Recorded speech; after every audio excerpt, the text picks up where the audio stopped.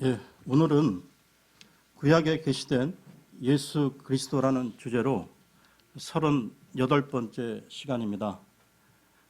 지난 시간에는 에스더 기를 통해서 이스라엘 백성들의 구원과 관련하여 복음의 말씀을 나누었는데요. 오늘은 욥기로 넘어가겠습니다. 모두들 아시는 바와 같이 욥기는 제일 먼저 머리에 떠오르는 것이 고난인데요. 총 42장으로 되어 있는 욥기는 고난과 고통의 시간들 속에서도 욥이 하나님을 끝까지 신뢰하는 내용과 또 고난 가운데서 특별히 의인이 당하는 고난의 그 의미를 다루고 있습니다. 욥기뿐만이 아니라 우리가 살아가는 이 세상 가운데서도 이 세상이 악한 세상이다 보니까 이해할 수 없는 그 상황들을 많이 보게 되는데요. 세상 가운데 의로운 사람이 고난을 받고 또한 믿음으로 살려고 할 때 더 큰 어려움을 겪게 되는 것을 우리 주변에서 어렵지 않게 보게 됩니다. 그에 비해 불의를 일삼는 부정을 일삼는 사람들은 호의호식하고 살아가는 것을 보면서 진정 하나님이 살아계신다면 그 공의의 하나님이 이 불의한 상황을 왜 침묵하고 계시는지 우리는 고민하며 의아할 때가 있습니다. 역사를 거슬러 올라가서 이런 의문에 대해서 최초로 제기했던 사람이 성경의 욥이었습니다. 왜 의인이 고난을 당하는가? 이 질문에 해답으로 주어진 책이 욥기라는 책입니다. 그러면 욥기 1장 1절을 보겠습니다. 욥기 1장 1절입니다.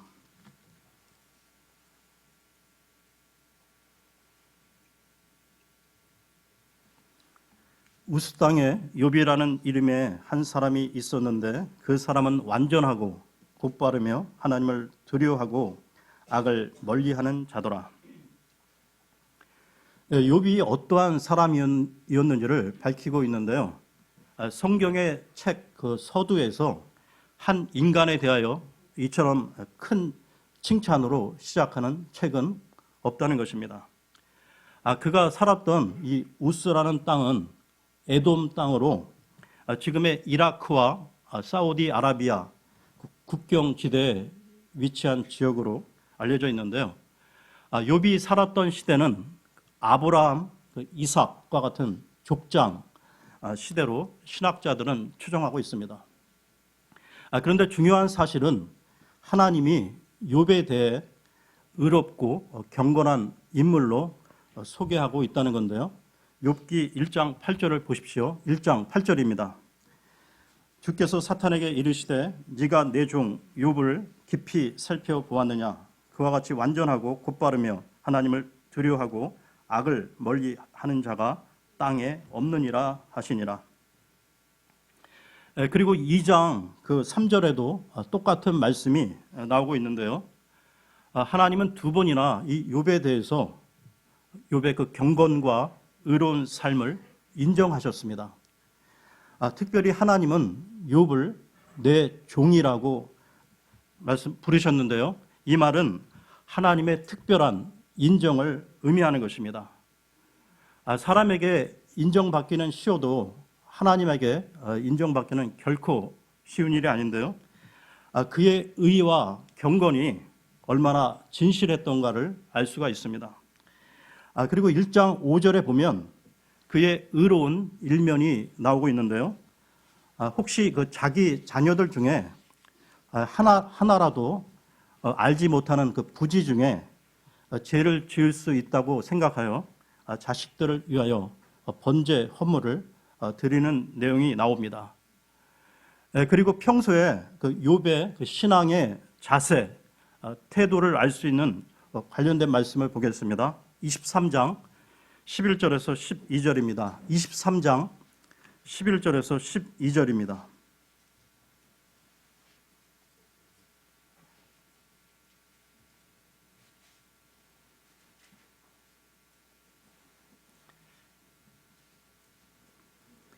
내 발이 그분의 발걸음을 붙들고 그분의 길을 지켜 치우치지 아니하였으며 내가 그분의 입술의 명령에서 돌이키지 아니하고 내게 필요한 음식보다 그분의 입의 말씀들을 더 기히 여겼도다. 이처럼 신앙, 믿음이 깊었던 욥은 더구나 동방의 크나큰 부자로 표현되고 있는데요. 다시 1장으로 돌아와서 1장 3절을 보겠습니다. 1장 3절입니다.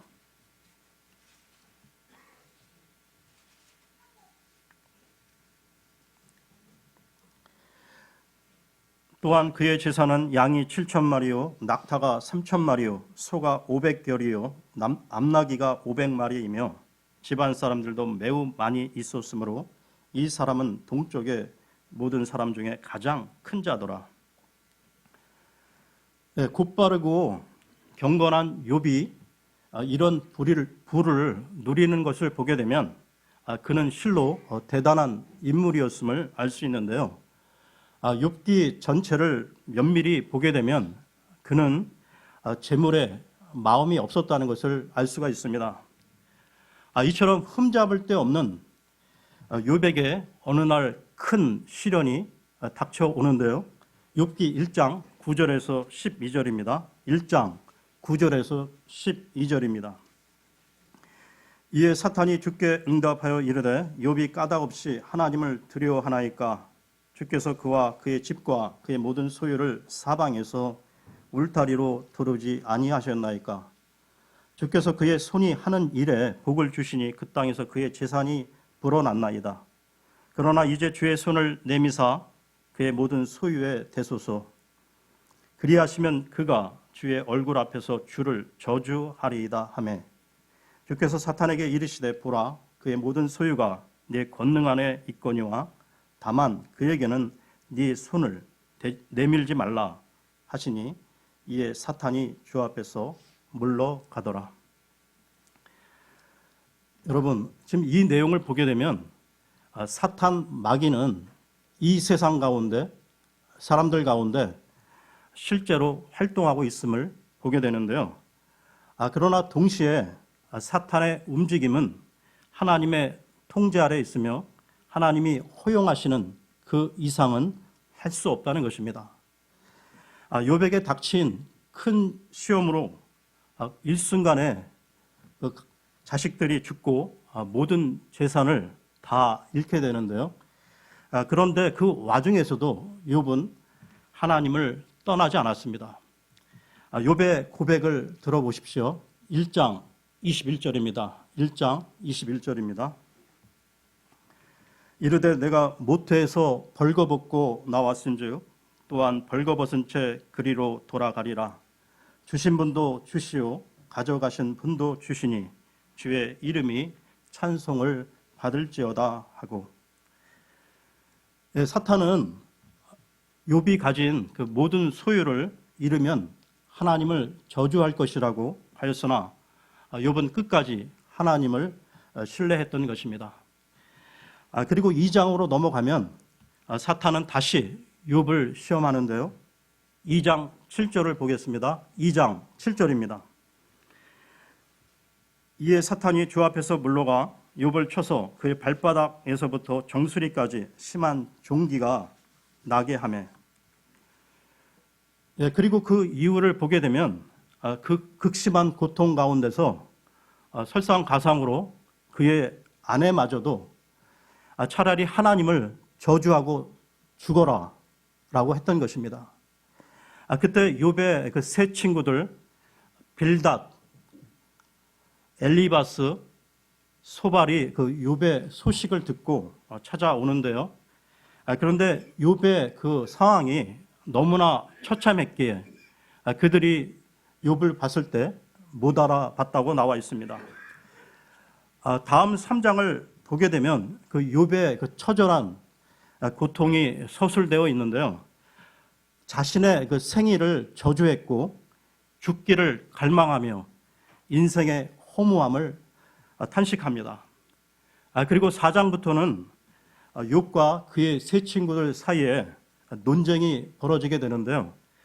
세 친구들은 마치 그 재판정에서 피고를 신문하듯이 욥이 당한 고난은 죄의 결과라고 추궁합니다. 친구들은 무슨 죄를 지었으니까 이런 고통을 당하는 것이 아니겠느냐라며 욥을 괴롭히지만 욥은 자신의 무죄함을 주장하는데요. 이런 내용이 31장까지 계속됩니다. 그런데 32장부터는 새로운 사람이 등장하게 되는데요. 그 이름이 엘리후라는 사람이었습니다. 엘리후는 그 욥이 자기의 결백을 주장하기 위해 하나님께 항변하고 하나님이 왜 의인에게도 고통을 주시냐고 말하는 것은 하나님을 불의한 분으로 비치게 하는 것이기에 옳지 않다고 지적하고 있습니다. 그러면서 엘리후는 욥에게 고통을 통해 사람을 다루시는 하나님의 손길을 보도록 인도하는데요. 마지막 장인 42장에서 끝까지 인내했던 욥에게 하나님이 갑절로 축복하시는 것으로 욥의 내용은 끝을 맺고 있습니다. 이 욥기는 왜 의인이 고난을 당해야 하는가를 계속 묻고 있는데요. 우리 인간의 관점에서 볼 때 고난에는 세 가지 종류가 있다는 것입니다. 첫째는 믿음을 지키기 위한 고난인데요. 악한 세상 가운데 믿음으로 살려고 할 때 고난을 받게 되는데 이 고난은 그리스도를 위한 고난이고 나중에 상급과도 연결되는 의미 있는 고난입니다. 이와 관련된 말씀 베드로전서 5장 8절에서 10절을 보겠습니다. 베드로전서 5장 8절에서 10절입니다.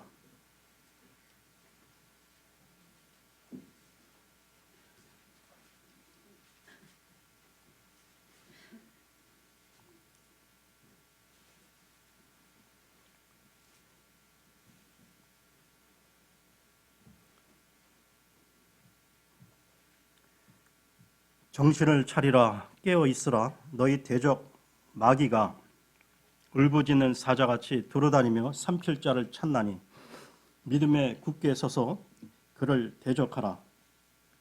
세상에 있는 너희 형제들도 동일한 고난을 겪는 줄 너희가 아느니라. 그러나 모든 은혜의 하나님 곧 그리스도 예수님을 통해 우리를 부르사 자신의 영원한 영광에 이르게 하신 분께서 너희가 잠시 고난을 받은 뒤에 너희를 완전하게 하시고 굳건하게 하시며 강하게 하시고 정착시키시리니. 고난의 종류 중 두 번째는 나의 실수와 잘못 그리고 죄로 인한 고난인데요. 나의 탐심이나 욕망, 죄로 인한 고난으로 이런 고난은 하나님의 영광을 가리우는 결과가 될 수 있습니다.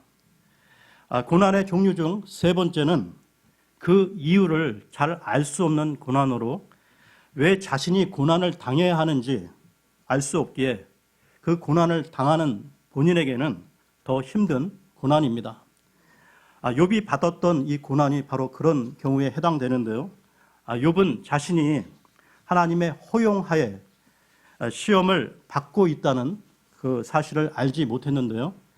그래서 욥은 그 엄청난 고통 가운데서 질문을 제기하고 있습니다. 하나님은 선하시고 전능하신 분이신데 왜 의인이 고난을 받아야 하고 반면 하나님을 무시하고 악을 행하는 이들이 왜 잘되고 평안한 이유가 무엇인지 물었던 것입니다. 여러분, 인간은 이 세상을 살아가면서 겪게 되는 고난의 이유를 다 알 수는 없지만 그 고난의 유형이 어떠하든 그 고난을 주시는 데는 하나님의 뜻이 있다는 것입니다. 욥의 친구들은 죄에 대해 심은 대로 거둔다는 그 인과응보를 믿고 있는데요. 율법의 시각으로 욥을 보았던 그 친구들은 욥에게 계속 회개를 촉구했던 것입니다. 그런 답답한 상황 가운데서 욥은 중보자, 즉 그리스도에 대한 소망이 있었는데요. 자신이 당하는 상황을 전능하신 하나님께 제대로 전달해 주길 바라며 한우를 바라보았던 것입니다. 욥기로 돌아와서 욥기 16장 19절을 보겠습니다. 16장 19절입니다.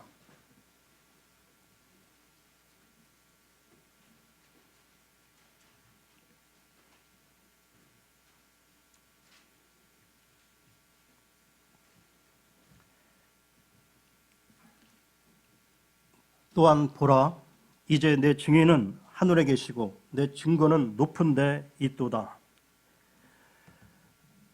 여러분, 우리들 또한 이 세상 가운데 살아가면서 남에게 말할 수 없는 그 갖가지 어려움을 겪을 때 사람을 바라보지 마시고 사람에게 뭔가를 기대하지 마시고 오직 예수 그리스도만을 바라보십시오.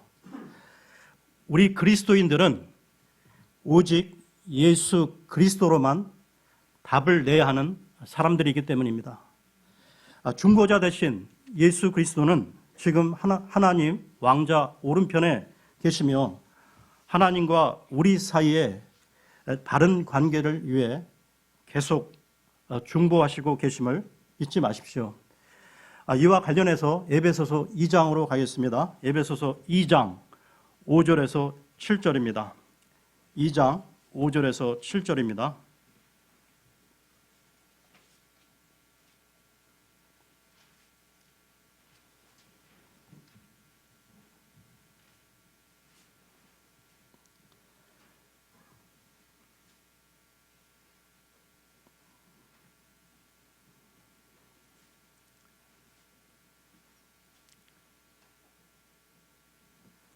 심지어 우리가 죄들 가운데서 죽었을 때 우리를 그리스도와 함께 살리셨고 너희가 은혜로 구원을 받았느니라.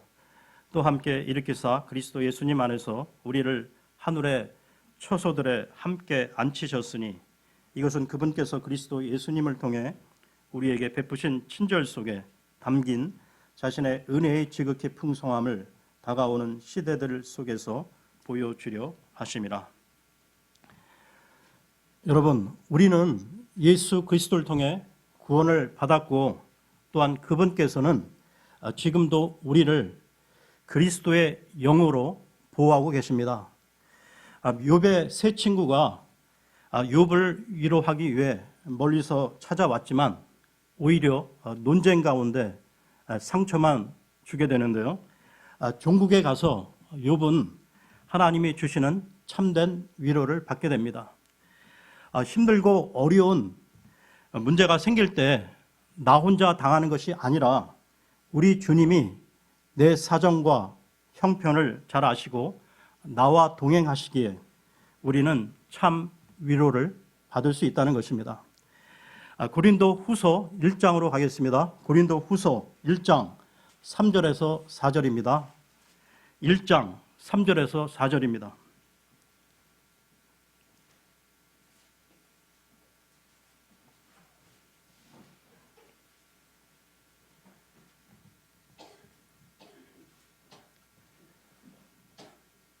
하나님을 찬송하리로다. 그분은 곧 우리 주 예수 그리스도의 아버지시요 긍휼의 아버지시며 모든 위로의 하나님이시니라. 그분께서 우리의 모든 환난 중에서 우리를 위로하심은 우리 자신이 하나님께 위로받을 때 얻는 위로를 힘입어 우리가 어떤 고난 중에 있는 자들도 능히 위로하게 하려 하심이라. 다음으로 하나님의 영광을 가리우는 징벌적 고난이 아닌 유익한 고난, 고난의 유익과 의미에 대하여 알아보겠는데요. 첫째, 고난은 신앙의 단련이라는 것입니다. 욥기 23장 그 10절에 보게 되면 그분께서 나를 단련하신 후에는 금같이 나오리라 말씀하고 있습니다. 고난은 우리로 하여금 겸손하게 하고 하나님을 더 의지하게 하므로 고난은 우리 신앙의 순도를 높여주게 된다는 것이죠.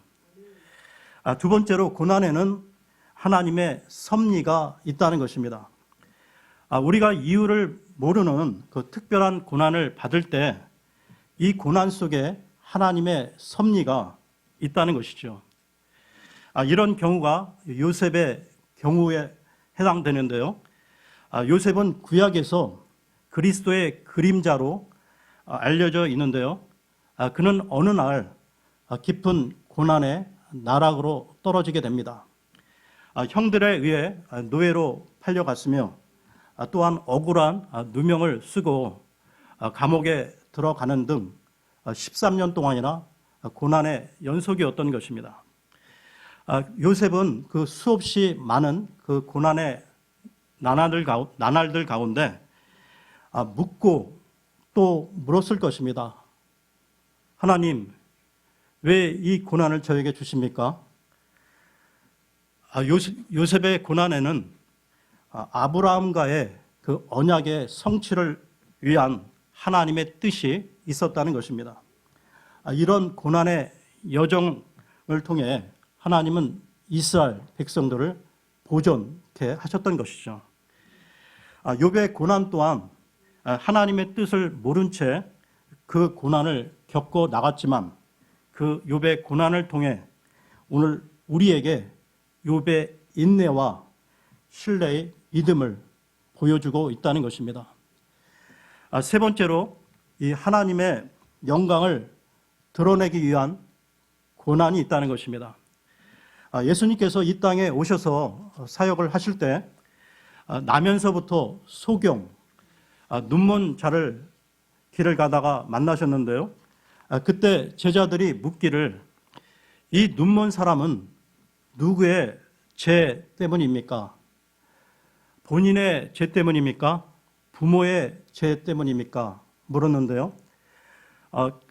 그 제자들은 그 장애를 죄의 결과로 보았던 것이죠. 이때 예수님께서는 이렇게 말씀하셨습니다. 그것은 누구의 죄도 아니며 하나님의 일, 하나님의 영광을 드러내기 위한 것이라고 밝히셨는데요. 그러면서 그러면 다시 그 욥기에 게시된 그 예수 그리스도를 우리가 찾아보겠습니다.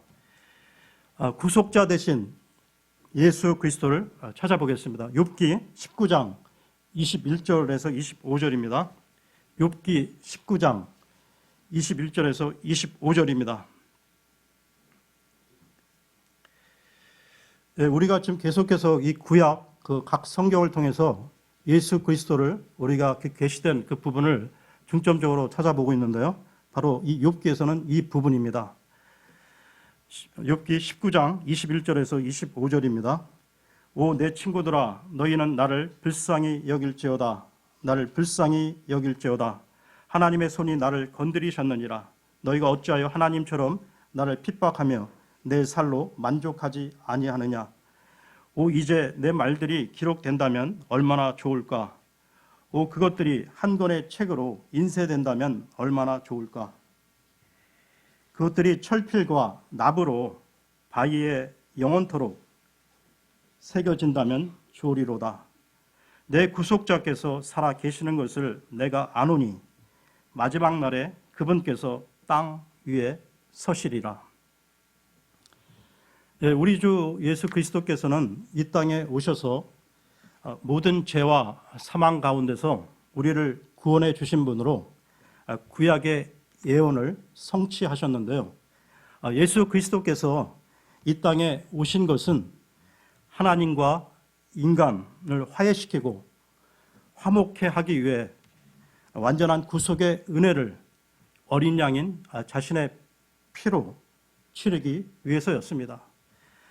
고난 가운데 있던 욥은 그 예수 그리스도의 재림에 관해 언급하면서 부활에 대한 소망을 밝히고 있다는 것이죠. 욥의 신앙은 한마디로 구속자 대신 예수 그리스도를 통한 부활을 믿는 믿음이 있었다는 것입니다. 그 다음 구절인 19장 26절을 보십시오. 19장 26절입니다. 내 살갗에 벌레들이 이 몸을 멸할지라도 내가 여전히 내 육체 안에서 하나님을 보리라.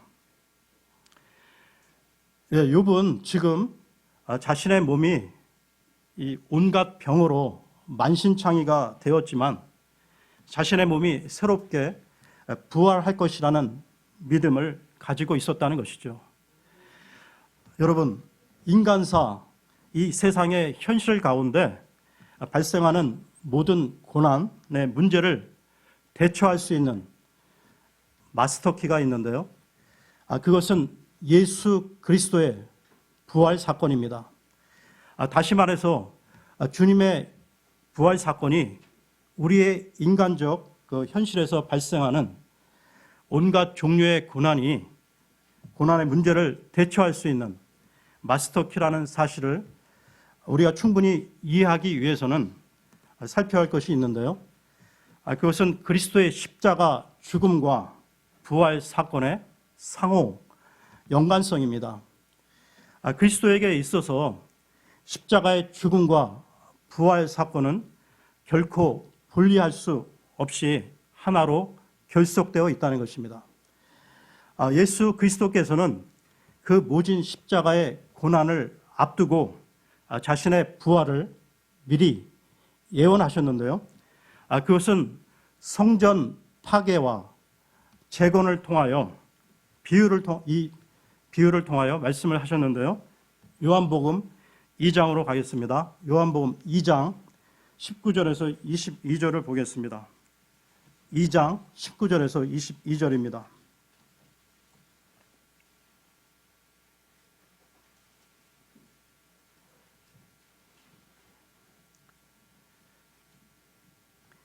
예수님께서 그들에게 대답하여 이르시되 이 성전을 헐라 사흘 안에 내가 그것을 일으켜 세우리라 하시니 이에 유대인들이 이르되 이 성전을 짓는데 46년이 걸렸거늘 네가 그것을 사흘 안에 세우겠느냐 하더라.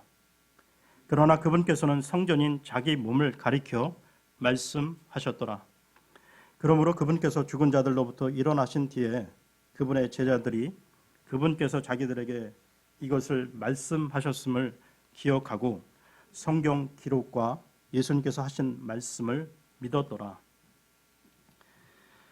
여러분, 부활에 대한 이 주님의 이 애언은 단순한 애언의 성격만 있는 것이 아니라 오늘의 모진 고난을 극복할 수 있는 희망의 힘으로도 작용하고 있다는 것이죠. 따라서 우리들 삶의 한가운데 어떤 방식으로든 엄연히 실제하고 있는 이 고난에 대하여 그 고난을 극복하기 위해서는 그리스도의 십자가 고난과 부활을 가장 우선적으로 이해할 수 있어야 한다는 것입니다. 왜냐하면 그리스도의 십자가 고난과 부활은 우리가 겪는 고난의 원인과 그 이유, 그리고 고난의 깊은 의미와 그 가치, 더 나아가 고난이 지향하고 있는 희망적 미래에 대한 것까지 소상하게 밝혀주고 있기 때문입니다. No cross, no crown. 우리 그리스도인들은 이 부활 소망이 있기에 세상의 어떤 희노애락도 초월할 수 있는 존재라는 것이죠. 고린도전서 15장으로 가겠습니다. 고린도전서 15장 20절에서 22절입니다. 15장 20절에서 22절입니다.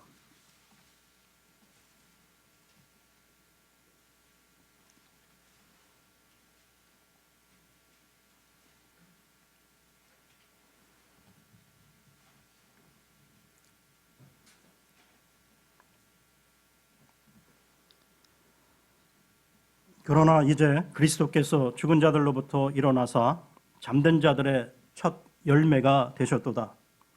사망이 사람을 통해 임한 것 같이 죽은 자들의 부활도 사람을 통해 임하였나니 아담 안에서 모든 사람이 죽는 것 같이 그리스도 안에서 모든 사람이 살게 되리라. 아멘.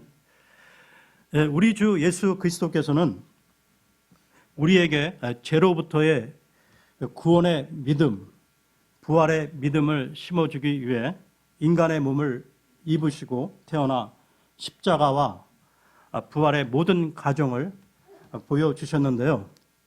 휴거를 제외한 아담의 후손으로 태어난 모든 인간은 육체적으로 죽음을 맞이할 수밖에 없지만 예수 그리스도를 믿음으로 새로운 창조물로 다시 태어나게 됩니다.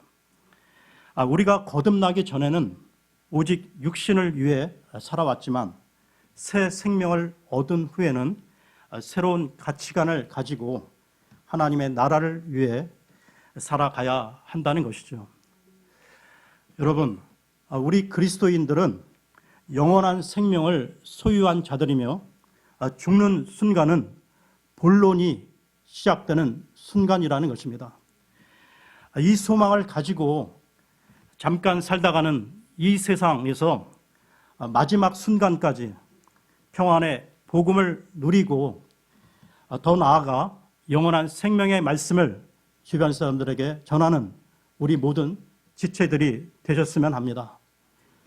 오늘은 여기까지 하겠습니다.